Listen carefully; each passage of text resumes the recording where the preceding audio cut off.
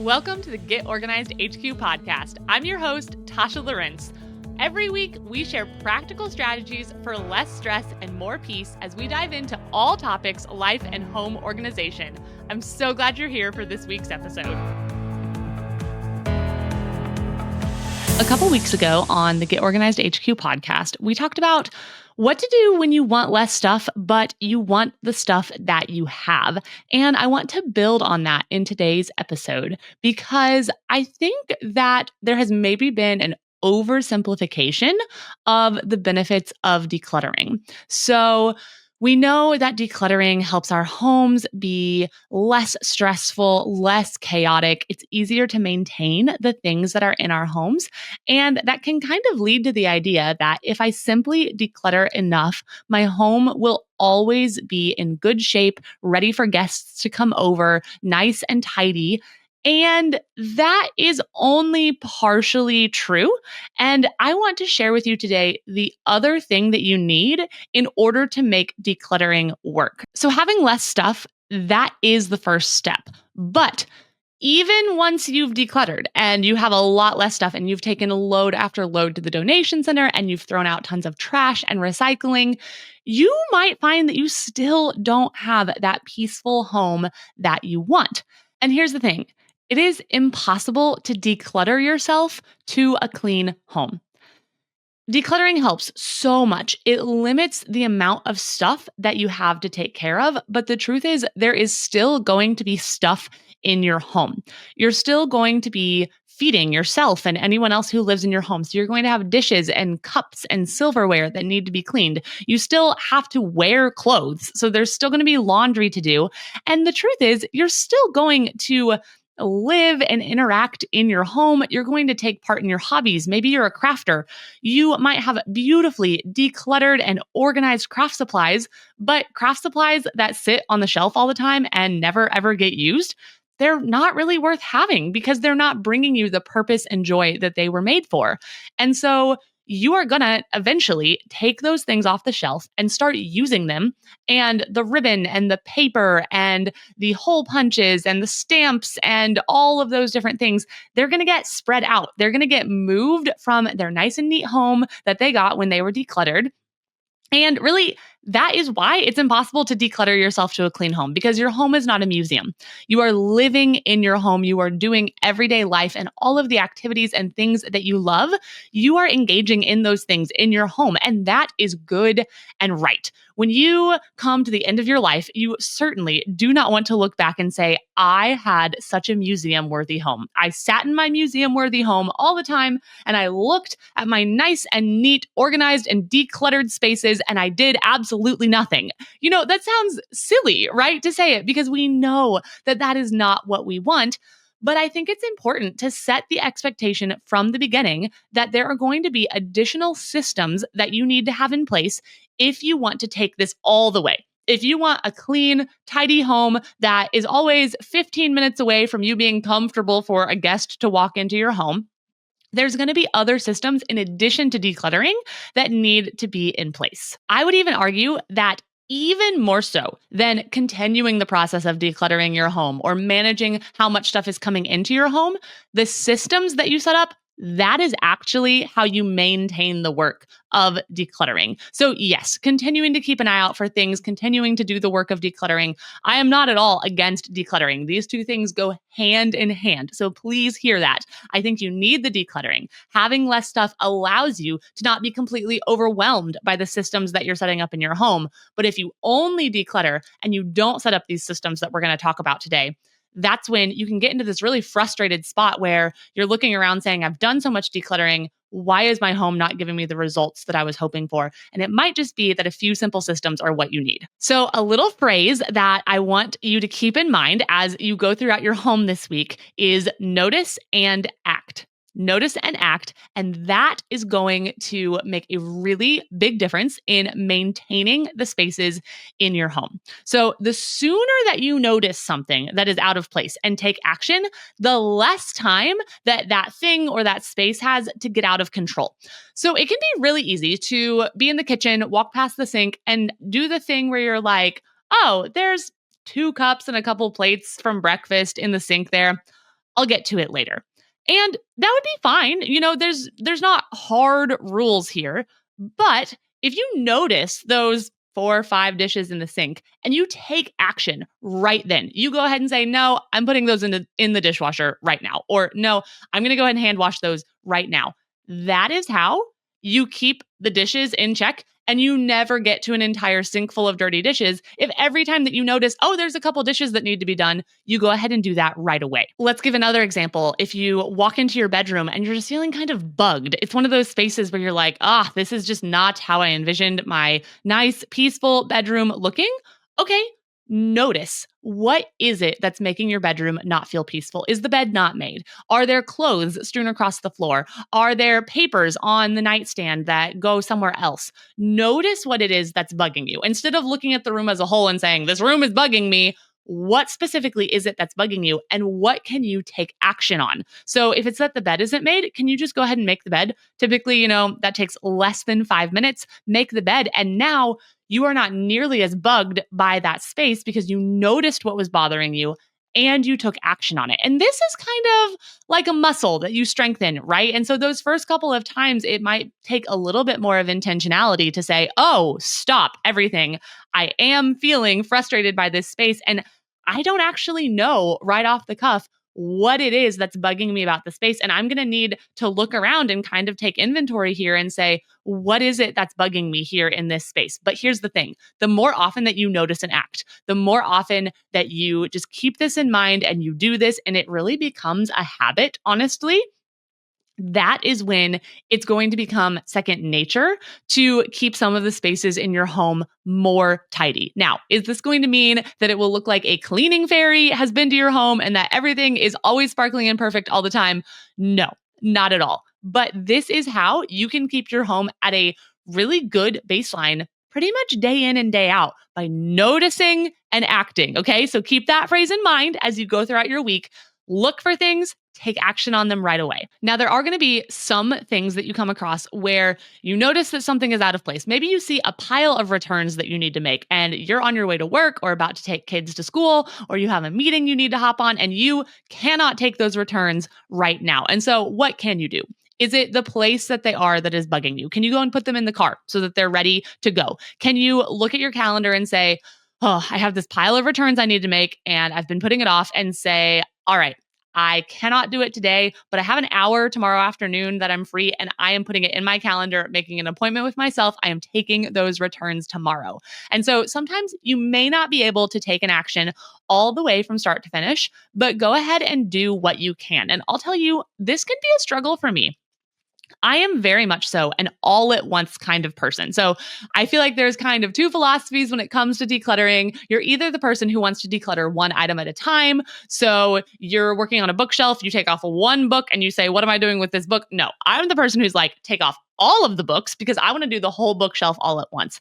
And that works better with my personality in general.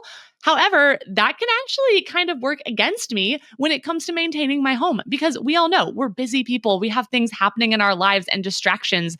And it can be easy for me to fall into the trap of saying, "I cannot do this all the way from start to finish. And so it's not really worth starting. I would rather be able to complete the project." This is actually why it's really hard for me to stay on top of the laundry. That one is more of a struggle for me than pretty much anything else in my home because the laundry is a thing that I really cannot do it all at once. So we have a washing machine and a dryer. And obviously, when you put clothes in the washing machine has to run. So I have to put them in the washing machine and leave it. And now the action of doing the laundry, it's not on the top of my mind anymore. And when the washing machine is done, like 45 minutes later, I've moved on to something else. And then if I do have the thought in my mind that, "Oh, I should go move the clothes out of the washing machine into the dryer," the whole thing happens again because I put it in the dryer and our dryer runs for 1 hour. I may not even be home an hour later. And so then I'm going to have to remember again to come back, take the clothes out of the dryer, and then hopefully fold and sort them and put them away. But using this idea of noticing and acting, it can still move you along in your process, okay? Because here is the thing. I think that we have been told often to not start something we can't finish, right? That is typically really good life advice. Don't start a project that you can't finish. Don't start decluttering an area if you can't finish decluttering in that area. You don't want to make a bigger mess than you started with. And so don't start something you can't finish is in a lot of cases solid advice. But when it comes to maintaining our homes, I actually think that is absolutely not true. All day, every day, we are starting things that we can't finish because it is moving us closer and closer to that finish. And you know what? Before I ever finish this load of laundry, I'm probably going to have more laundry that I need to start that next process. But if I am just continually noticing, acting, and taking that next step, then the clothes that are on the floor, they're going to go in the hamper because I noticed and I acted. The clothes in the hamper, oh, I'm going to go ahead and put them in the washing machine. Oh, I noticed that the washing machine is done. I'm going to act on that and put it in the dryer. Oh, the dryer is done. I can act on that and put the clothes back in the hamper. And you know what? If I never get to the longer task of sorting and folding, because that is a much longer task, all those other things I just mentioned, putting clothes in the hamper, putting them in the washing machine, putting them in the dryer, taking them out of the dryer, those are like 2-minute or less tasks. And if I never get to the 15-minute task of folding and sorting all of the laundry, I still have clean clothes. I am closer to my goal than if I had said, well, I can't do all the laundry right now anyway. And so I'm just going to leave the clothes on the floor or in the overflowing hamper. So when it comes to maintaining your home, taking those small steps, even if you can't finish the process all the way, it is always going to move you forward. It's the same thing with dishes. If you have a bunch of dishes in the sink and you can't do all the dishes, going ahead and washing the dishes that you can, you're not going to have to wash those 3 dishes later, even if you only got to 3 of them, and you are in better shape than you would have been. Now, another thing is that I have been so surprised by how much I can get done in just 10 to 15 minutes. And there's a couple specific pockets of time that can be really helpful. So, one thing I've noticed about myself over the last year or two is that if we have plans in the evening and we're going to be leaving the house, honestly, anywhere in that last hour before we're leaving the house, I can kind of start to wind down and shut down a little bit. Like, oh, well, we've had the full day and we've had dinner and we have plans tonight. We're going out somewhere. And it would just be really easy to just sit down and get on my phone. And the closer it gets to when we're going to leave, the easier it is to say, oh man, we're leaving in 15 minutes. I think I'm just going to kind of sit here and chill for a few minutes until we leave.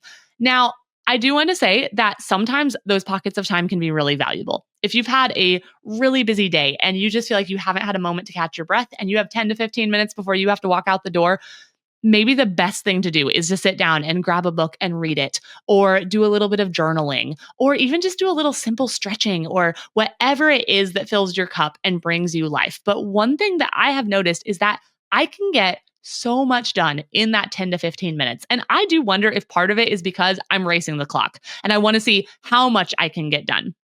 But here's the thing. If you have a sink full of dishes, you're leaving the house in 15 minutes. I want to challenge you to go ahead and get done what you can of those dishes. I have surprised myself so many times. I have started the process and I've thought there is no way I am finishing these before I need to walk out the door. Like it's not happening. And I've started the process and I finished with time to spare. And then that was the best feeling ever if we were leaving the house that night and I came back home and I didn't have dishes waiting for me. I didn't have to do them late at night before bed. I didn't have to do them when I got up in the morning or whenever I was going to cook dinner the next day, whenever it was I was going to get around to doing them. They were already done. And so using those little pockets of time while you're waiting for the next thing to happen, that has been a game changer for me. Now, another thing you can do is use that timer method. I'm sure you've heard people suggest set a timer for 5 minutes, 10 minutes, 15 minutes. And if you have an evening where maybe you don't have plans, you're not leaving the house, and it has been a long day and you just want to unwind. Maybe you've had your kids or your grandkids all day and they're finally in bed and you want nothing more than to put your feet up and put on your favorite show. And that is totally understandable and something that I want you to be able to do and to relax and to breathe deep. But think about how much more relaxing it would be if you were able to sit down and say, oh, the house is relatively tidy. Like I said earlier, we're not going for like cleaning fairy standards here. We're just going for the bare necessities are done. And I can breathe in, breathe out, and not feel completely overwhelmed. And so those are the times when I would recommend setting a timer for 10 or 15 minutes and just making as much progress as you can. And this is where I feel like it circles back to decluttering. The less stuff you have, it is true, the easier and faster it's going to be to get things put away and picked up. If your cabinets and your shelves and all of your various storage places aren't stuffed and overflowing, it is so much easier to put things away. If you don't have as many things that it's possible to get out and strewn across the house, then there's just going to be less things to put away whenever the day is done. So decluttering really does help you maintain these systems. It makes them easier, but the two of them really go hand in hand. And I want to offer just a quick tip here. If you specifically struggle with just keeping general things tidy, I feel like every house has things that don't really go anywhere super specific that you're using all the time and you need. So I would count some dog accessories like that. Like if you have pets and their leashes and various things that you need like that for them, where do you put those? I have noticed this so much with video game controllers. Why are they so strangely shaped? They don't fit nicely anywhere. And I've gotten so annoyed before trying to keep them organized and they're just going to get pulled out again tomorrow. Anything like that, if you can have a designated spot where you just toss that item. So you're not sitting there trying to nice and neatly store and organize video game controllers in some little compartments. No, you just have a basket. This is the video game controller basket. All of the controllers go in there. For my dog's toys, they go on the dog bed because I got so tired of pulling out the little basket where I was planning on storing them in my cube storage unit, but it was just a hassle. It didn't take that long, but it was a hassle to put all the toys away. And it made me not want to get the toys out for the dog in the first place. And so now the toys that are out, they just get tossed on the dog bed and I call it a day. And so looking for ways that you can get your space to the standard that you want with as little effort as possible, okay? But setting that timer and seeing how much you can get done in 10 to 15 minutes and then taking that time to relax and realizing that that time to relax is probably going to feel even better because your house is tidied up beforehand. And going along with that, I would really encourage you to identify what makes a big difference to you. It sounds really cliche to say, remember your why, right? Everyone says that about everything, whether it's a health and fitness goal or a goal for your home, or I don't even know. If you want to read more books, whatever goal you have, someone's going to tell you, okay, remember your why. But it is so true. When I remember how it feels to wake up with a clean and tidied up kitchen and living room, it makes it easier for me to take that 10 to 15 minutes to clean up the kitchen. It really, really does. And the other thing that I will say is that once you have done it a few times, so you've really had to dig deep and push through and say, I do not feel like tidying up tonight. I do not feel like following through on my systems, but I'm going to do it. When you wake up that next morning and walk into the clean kitchen, or when you get home from work and you see that your bed is made and you don't feel frustrated by your space, that feeling is so good. And then you can call back to that feeling the next time. So if you're getting up in the morning and you don't want to pause and make your bed, but you remember how it felt to get into a made bed last night, that can be huge motivation for going ahead and making your bed again today.